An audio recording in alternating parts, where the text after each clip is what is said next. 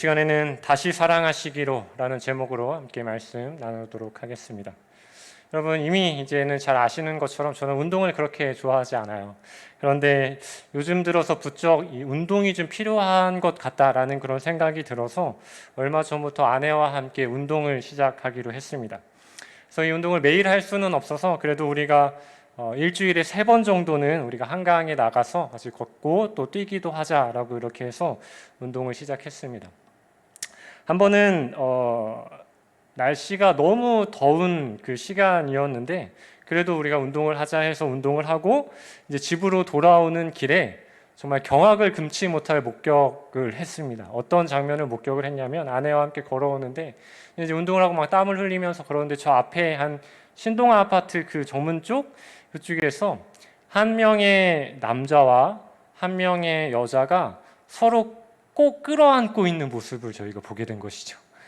그 더운 날, 조금만 걸어도 땀이 흐르는 그 더운 날, 이 한 명의 남자와 한 명의 여자가 꼭 끌어안고 있는 그 놀라운 광경을 저희가 목격하게 되었습니다. 그러면서 든 생각이 무엇이냐면, 저 커플이 저렇게 이 더운 날씨에도 서로 끌어안을 수 있는 그 힘이 어디에서 오는가? 사랑에서 오는 것일까라는 그런 생각을 한번 해보게 됐던 것 같습니다. 그럼 우리 성도님들도 아무리 날씨가 더워도 우리 남편과 아내의 손을 꼭 잡고 그렇게 걸으시잖아요. 그죠? 고개를 이렇게 흔드시네요. 네. 그 커플을 보고 이렇게 오는데 제 옆에 있던 아내가 저를 이렇게 또 이렇게 딱 안아주는 거예요. 그래서 저 커플을 보고 또 나를 또 사랑하는 마음을 이렇게 안아주나 보다 이렇게 또 했는데 딱 보니까 딱 붙어서 땀을 닦고 있더라고요. 그래서 안아주는 게 아니었어요. 성도 여러분, 우리가 도무지 끌어안아 줄 수 없는 그런 상황과 그런 우리의 모습 속에서도 단지 사랑한다라는 그 이유 하나만으로 우리와는 다르게 우리의 모든 것을 끌어안아 주신 분이 한 분 계시죠. 바로 저와 여러분들의 모든 것을 안아주신 바로 우리가 믿는 또 우리가 사랑하는 하나님이시죠. 오늘 본문을 통해서 저는 하나님께서 우리를 어떻게 사랑으로 끌어안아 주셨는지 함께 살펴보면서 우리도 그렇게 끌어안으며 함께 사랑할 수 있도록 결단하는 이 은혜의 시간이 될 수 있기를 간절히 소망합니다.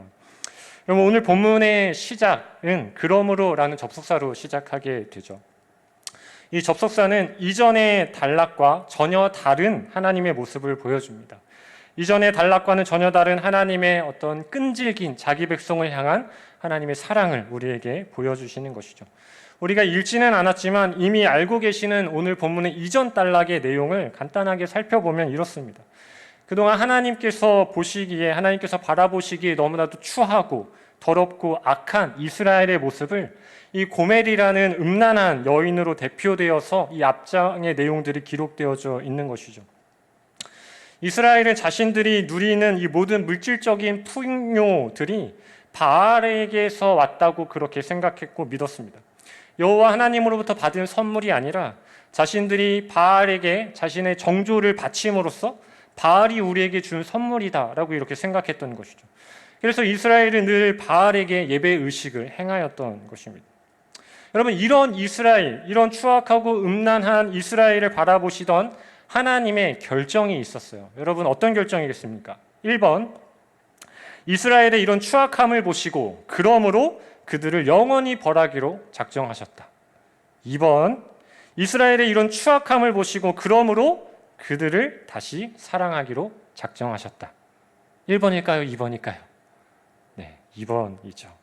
이스라엘의 추함과 더러움에도 불구하고 결코 이스라엘을 포기하지 않으시겠다는 하나님의 신실하신 사랑을 오늘 본문이 담고 있다라는 것입니다. 여러분, 이 앞단락에서 하나님은 사실 이스라엘을 향한 무서운 분노를 표출하셨어요. 2장 9절 말씀을 보면 이렇게 기록되어져 있어요. 그러므로 내가 내 곡식을 그것이 익을 계절에 도로 찾으며 내가 내 새 포도주를 그것이 막 시들 시기에 도로 찾으며 또 그들의 벌거벗은 몸을 가릴 때 양털과 내 삶을 빼앗으리라 라고 이렇게 말씀하셨어요. 하나님께서 이스라엘 백성들이 누리고 있던 그 풍요들을 다 빼앗아 버리겠다라는 이런 엄청난 말씀을 선포하셨던 것이죠. 이스라엘이 바알에게서 받았다라고 말하는 그렇게 뻔뻔스럽게 말했던 이 모든 선물과 같은 풍요로움을 하나님께서 다 빼앗아 버리겠다라고 말씀하신 것이죠. 그런데 그렇게 말씀하셨던 하나님께서 오늘 본문을 보니까 그렇게 하지 못하고 계신 것이죠. 왜냐하면 하나님은 그렇게 하지 않기로 결정하셨어요. 바로 그렇게 하시기에는 하나님이 이스라엘을 너무 사랑하신 것이죠. 여러분, 이것을 우리는 언약적 사랑, 헤세드라고 이렇게 말하죠. 언약의 신실하신 하나님은 이스라엘의 추함과 더러움을 보시고, 그러므로 다시 말하면 그렇기 때문에 다시 사랑하시기로 작정하셨다라는 것입니다. 너희가 추하고 더럽고 나의 말을 순종하지 않았으니 내가 너희를 벌하겠다가 아니라 그렇기 때문에 다시 너희를 사랑하기로 작정했다라고 말씀하신다는 것이죠. 사랑하는 성도 여러분, 우리도 그렇다라는 것이죠. 우리도 하나님 앞에서 여전히 너무나도 더럽고 추악한 죄인으로 오늘도 살아가고 있지 않습니까? 그런데 하나님은 너희가 죄인이다, 그러므로 너희에게 영원한 진노를 벌하겠다라고 이렇게 말씀하지 않으신다라는 것이에요. 우리가 여전히 추악한 죄인이기에 그러므로 내가 너희를 다시 사랑하기로 작정했노라라고 말씀하고 계신다라는 것입니다. 여러분, 이해가 되시나요? 여러분, 하나님께서 이렇게 작정하시는 이유가 있다라는 것이죠. 여러분, 죄인이 받아야 할 심판이 분명하게 있는 것이죠. 그런데 그 죄인이 받아야 할 심판의 자리에서 심판이 아니라 회복과 구원의 자리로 우리가 나아갈 수 있는 유일한 연결고리가 필요하다는 것입니다. 심판에서 회복으로 나아가는 유일한 연결고리, 그것이 바로 하나님의 사랑이기 때문이라는 것입니다. 그래서 하나님께서는 사랑하는 자기 백성들을 향하여서, 그리고 저와 여러분들을 향하여서 그 연결고리가 되어주시기 위해서 우리를 다시 사랑하기로 작정하셨다라고 말씀하시는 것입니다. 하나님의 사랑이 없으면 우리는 정말로 심판과 죽음에서 결코 벗어날 수 없기 때문에 하나님은 그러므로 우리를 사랑하시기로 작정하신 것이죠. 여러분, 그렇다면 하나님은 어떻게 다시 이스라엘을 사랑하시기로 그렇게 작정하신 것일까요? 오늘 두 가지로 함께 생각해 보려 하는데요. 첫 번째는 광야에서 부드러운 사랑의 속삭임으로 그들의 마음을 돌이키시겠다라고 말씀하십니다. 하나님과 멀어진 아내, 즉 이스라엘에게 하나님은 다시 사랑의 미러를 나누실 것이라고 말씀하십니다. 부드러운 사랑의 속삭임을 통해서 이 변덕스럽고 악한 아내 이스라엘을 다시 결혼의 언약의 관계 가운데 다시 반드시 끌어내시겠다라고 말씀하고 계신다라는 것입니다. 여러분, 14절을 보면 이렇게 기록하죠. 그러므로 보라, 내가 그를 타일러 거친 들로 데리고 가서 말로 위로하리라 라고 이렇게 말씀합니다. 여기서 우리가 가진 성경에는 타이른다라고 이렇게 번역되어져 있지만 원어를 보면 유인하다, 유혹하다라는 이러한 의미로 사용되었습니다. 하나님에게서 멀어진 아내인 이 이스라엘을 하나님은 어떻게 해서든지 다시 나의 사랑스러운 아내로 맞아들이겠다라는 이 남편이신 하나님의 강한 의지를 묘사하는 단어인 것이죠.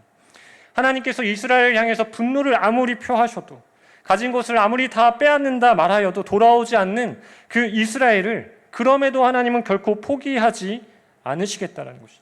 그래서 이제 바알에게 푹 빠져있는 아내를 유혹해서라도, 유인해서라도 나의 사랑의 음성을 듣게 하겠다라고 이렇게 말씀하고 계신다라는 것입니다. 여러분, 하나님의 이 애타는 사랑의 심정이 여러분 느껴지십니까? 하나님의 사랑이 이스라엘을 향해서 얼마나 간절한 것인지 여러분 한번 상상해 볼 수 있기를 원합니다. 여러분, 그런데 이러한 애타는 사랑, 이 간절한 사랑이 바로 여러분들을 향한 하나님의 사랑이라는 사실입니다. 하나님께서 여러분들에게 때로는 좋은 것으로 하나님의 사랑을 여러분들에게 보여주시기도 하죠. 그런데 마치 그것이 우리는 나의 노력으로 성취된 것처럼 생각하고 세상의 힘으로 쟁취한 것이라고 생각하면서 그것 때문에 오히려 하나님으로부터 점점 멀어져가는 우리의 모습이 보일 때가 있는 것이죠. 또 때로는 하나님께서 우리에게 매를 통하여서, 사랑의 매를 통하여서 진노하심으로 우리를 향한 사랑을 보이시며 우리의 삶을 경고하시지만, 그럼에도 오히려 우리는 그런 하나님 앞에 원망하고 또 세상에서 위로를 찾으며 하나님으로부터 멀어져가는 우리의 모습을 보일 때도 있는 것이죠.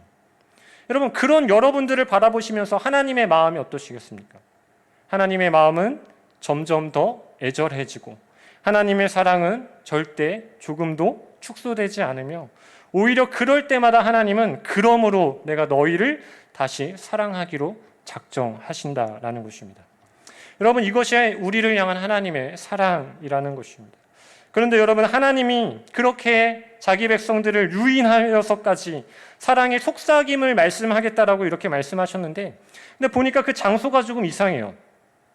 거친 들, 즉 광야에서 이 광야로 유인하여서 사랑을 속삭이겠다라고 말씀하시는 것이죠. 여러분, 우리가 일반적으로 생각해 보면 사랑을 속삭인다라고 하면 어떤 장소여야겠습니까? 좀 아름다운 장소, 꽃들도 활짝 핀 그런 장소에서 사랑을 속삭여야 할 것 같지 않습니까? 그런데 하나님은 거친 들, 이 광야와 같은 곳으로 유인하여서 그곳에서 말씀하시겠다라고 하시는 것이죠. 왜입니까? 여러분, 광야가 바로 하나님의 사랑을 가장 잘 기억할 수 있는 장소였기 때문인 것이죠. 여러분, 이스라엘이 그동안 지나왔던 광야가 어떤 곳이었습니까? 하나님과 이스라엘의 관계가 새롭게 맺어졌던 장소가 바로 이 광야였던 것이죠. 애굽에서 노예 신분으로 있던 이스라엘 백성들이 광야에서 새로운 신분을 얻게 되었기 때문입니다. 이스라엘은 광야에서 하나님과 결혼하게 된 한 나라로서 새롭게 출발하였던 것이죠. 또한 여러분, 이스라엘은 장막절이라는 절기를 지키면서 이 40년 동안 광야에서 하나님께서 동행하셨던 것들을 회상하면서 이 장막절을 통해 감사와 기쁨을 고백하는 절기를 보내기로 했습니다. 여러분, 광야가 그런 곳이라는 것이죠.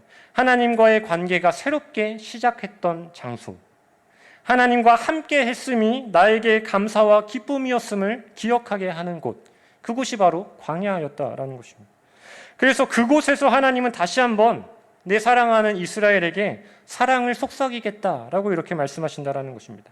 그때 그 순간을 기억하며 다시 결혼의 그 언약 속에 나와 함께 하자고 사랑의 음성을 말하겠다라고 이야기하고 계신다라는 것입니다.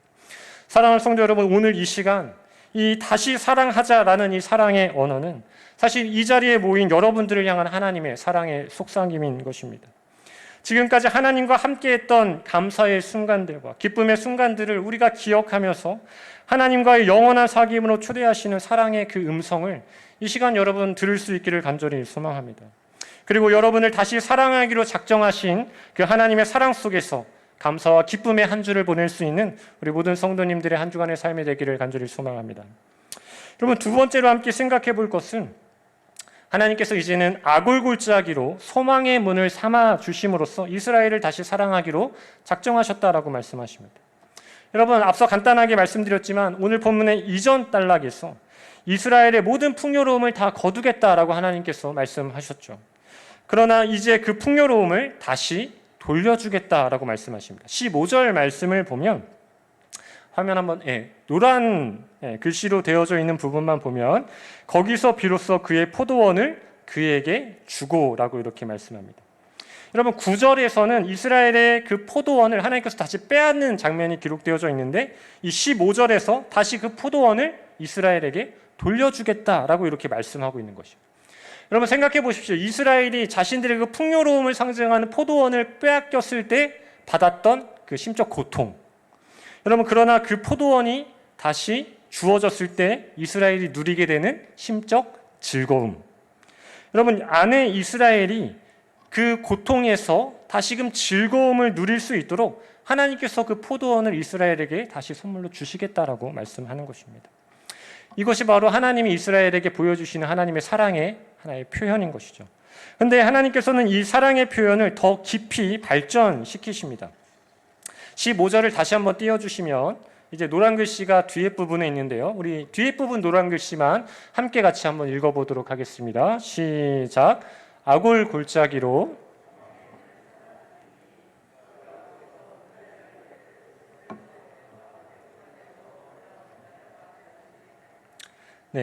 여러분, 아골 골짜기 기억하십니까?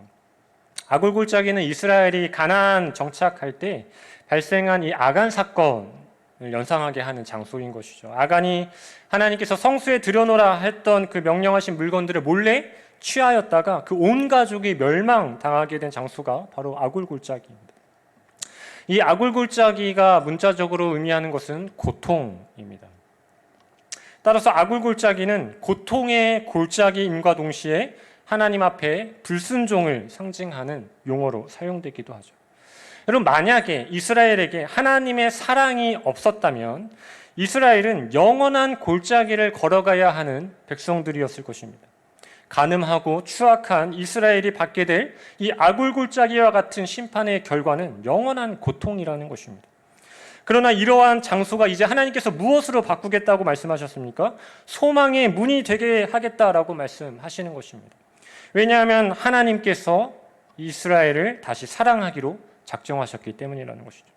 이것은 이스라엘의 운명의 반전을 만들어내는 하나님의 뜨거운 사랑을 우리에게 말씀하고 있는 것입니다. 여러분, 여리고의 기생 라합을 기억하십니까? 여리고가 정복당할 때 처했던 이 기생이었던 라합이 어떻게 되었습니까? 구원을 받게 되었죠. 영원한 소망이 없이, 그렇게 소망 없이 인생을 살아가야 하던 라합에게 하나님의 은혜로 인하여서 라합이 어떤 곳을 통과하게 되었습니까? 소망의 문을 통과하는 운명의 반전을 경험하게 되었습니다. 여러분, 이 오늘 본문에서도 이스라엘이 영원한 아굴골짜기를 지나야 했던 이스라엘이었지만 하나님께서 소망의 문이라는 그곳을 걸어가게 하는 운명의 반전을 허락하셨다는 것입니다. 이처럼 라합의 운명의 반전이 일어났던 것처럼, 이스라엘의 운명의 반전이 일어났던 것처럼, 성도 여러분, 우리 인생에도 운명의 반전이 일어났음을 기억해야 합니다. 이스라엘의 운명이 아굴과 같은 고통에서 소망으로 바뀔 수 있었던 것은 하나님이 다시 사랑하기로 작정하셨기 때문에 가능했던 것이죠. 이처럼 하나님이 여러분들을 다시 사랑하기로 작정하셨기 때문에 여러분들의 운명도 반전이 일어날 수 있었다라는 사실을 기억해야 하는 것이죠. 여러분, 사실 저와 여러분들도 영원토록 아굴 골짜기를 걸어가야 하는 사람들이었습니다. 왜냐하면 우리는 부패하고 우리도 더럽고 하나님 앞에 늘 음란한 아내였기 때문인 것입니다. 우리에게 주어질 것은 영원한 심판이고 영원한 고통이기 때문이죠. 그리고 우리는 그것을 깨달을 지식도 없고 그것을 벗어날 힘도 없는 사람들이었기 때문입니다. 그러나 우리는 심판에서 회복으로 변화시키는 하나님의 사랑으로 인하여서 다시 소망의 문을 통과하게 되었습니다. 우리가 걸어가야 할 그 아굴골짜기와 같은 길을 우리를 대신하여서 예수님께서 대신 걸어가 주셨기 때문인 것이죠. 그래서 우리는 이제 소망의 문을 통과하여서 하나님 나라를 향한 기쁨과 희망의 길을 걷는 존재로 그렇게 우리의 운명이 바뀌게 된 것입니다. 그렇다면 사랑하는 성도 여러분, 우리가 이러한 사랑을 입었다면, 하나님께서 이러한 우리를 다시 사랑하기로 작정하셨다면, 여러분, 이제 우리가 그 사랑을 알게 된 우리가 어떠한 삶을 살아내야 하겠습니까? 우리도 그러므로 다시 사랑하기로 작정해야 한다는 것입니다. 우리도 도무지 끌어안을 수 없는 우리의 이웃과 우리의 형제들을 반드시 끌어안는 사랑을 실천해야 한다는 것입니다. 여러분, 제가 사역을 시작한 지 얼마 되지 않았을 때 사역을 처음 하다 보니까 사역의 어떤 많은 이 힘듦을 경험한 적이 있었어요. 그래서 같이 사역하는 동역자들에 대한 마음도 그렇고 가르치는 우리 학생들에 대한 마음, 또 같은 교회를 섬기는 우리 성도들에 대한 마음도 많이 식어 있었던 때가 있었던 것 같습니다. 그들이 전혀 사랑스럽지 않고 그들을 사랑으로 대하기는 너무 힘들고 그들이 나에게 대하는 말 하나하나가, 나에게 대하는 행동 하나하나가 마치 가시처럼 나를 아프게 했던, 그래서 그거를 도무지 포용할 수 없었던 시간들을 보냈던 적이 있었던 것 같습니다. 근데 그런 힘든 시간을 보낼 때 같이 공부하던 한 전도사님 형님 한 분께서 저에게 한 장의 사진과 함께 글귀를 보내주신 적이 있으셨어요. 바로 선인장 아이라는 그림과 글귀였습니다. 네, 보시는 저 사진인데요. 내용을 제가 읽어드리면 이렇습니다. 아이가 선인장에게 묻습니다. 어떻게 하면 너는 행복할까? 이에 선인장이 대답합니다. 난 그냥 누군가에게 안겨보고 싶어. 이 말을 들은 아이는 성큼성큼 다가가서 선인장을 안아버렸습니다. 그리고 아이는 생각합니다. 여전히 선인장은 날 보고 웃지 않아요. 어떻게 사랑해야 하는지 난 정말 모르겠어요. 내겐 사랑이 자꾸 아파요. 그래서 더 꼭 안아주는데 선인장은 여전히 웃지 않아요. 아이는 더욱 꼭 선인장을 안고 있답니다. 선인장이 웃을 때까지. 라는 이런 글귀였습니다. 여러분, 이 가시가 가득 나 있는 선인장을 안아주는 것은 너무나도 아프고 힘든 일이죠. 결코 쉬운 일이 아닙니다. 그러나 아이는 선인장이 웃을 때까지 더 꼭 끌어안아주고 있는 것입니다. 여러분, 우리가 믿는 하나님이 그렇다라는 것이죠. 하나님의 사랑에도 여전히 죄의 가시를 만들어내는 우리이지만 그런 우리를 하나님은 다시 한번 사랑하기로 작정하시고 그런 우리를 더 꼭 끌어안아 주시는 분이 우리가 믿는 하나님이라는 사실입니다. 여러분, 이처럼 비록 끌어안아 줄 수 없는 우리를 그러므로 끌어안아 주시는 하나님의 사랑, 사랑할 수 없는 우리를 다시 사랑하기로 작정하신 그 하나님의 사랑을 우리는 기억해야 하는 것이죠. 그러므로 우리도 이젠 사랑해야 한다는 것입니다. 혹시 여러분 사랑할 수 없는 사람이 여러분 주위에 있으십니까? 도무지 끌어안을 수 없는 사람들이 여러분 주변에 있으십니까? 그러므로 사랑할 수 있기를 간절히 축복합니다. 비록 그 사람이 가시를 가지고 끌어안는 나를 아프게 할지라도 십자가로 우리를 끌어안아 주신 예수님처럼 우리를 끝까지 포기하지 않고 다시 사랑하기로 날마다 작정해 주시는 그 하나님처럼 우리도 그를 끌어안고 다시 사랑하기로 작정할 수 있는 우리 성도님들이 될 수 있기를 간절히 소망합니다. 여러분, 말씀을 마치고자 합니다. 여러분, 도네이 카슨이라는 신학자가 이러한 이야기를 했습니다. 만약 당신이 정말로 뜨겁게 하나님을 사랑한다면 그 사랑의 증거는 이웃을 향한 사랑으로 반드시 나타나야 한다라고 이야기했습니다. 여러분, 사랑할 수 없는 여러분을 사랑하신 하나님을 여러분들이 정말로 사랑하신다면, 그렇다면 우리의 삶 속에서 우리가 사랑의 실천으로 하나님에 대한 사랑을, 증거를 나타내야 한다는 것입니다.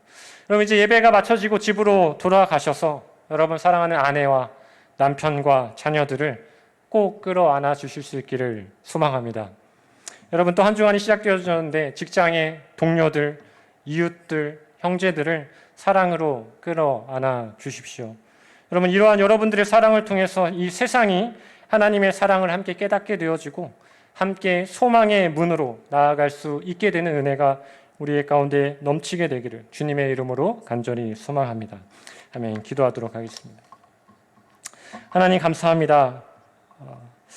영원한 아굴 골짜기를 걸어갈 수밖에 없는 우리를 다시 사랑하기로 작정하여 주시고 우리에 대한 사랑을 거두지 아니하시고 우리를 영원토록 사랑하여 주시니 감사드립니다. 우리 하나님의 그 사랑을 날마다 기억하며 이제 우리도 그렇게 뜨겁게 사랑할 수 있도록 하나님 우리에게 사랑의 힘을 덧입혀 주시고 우리가 사랑할 수 없을 것 같은 사람까지도 우리가 끌어안으며 사랑하며 함께 소망의 문을 통과하게 되어지는 우리 모든 성도님들의 삶이 되어질 수 있도록 함께하여 주시옵소서. 감사드리며 살아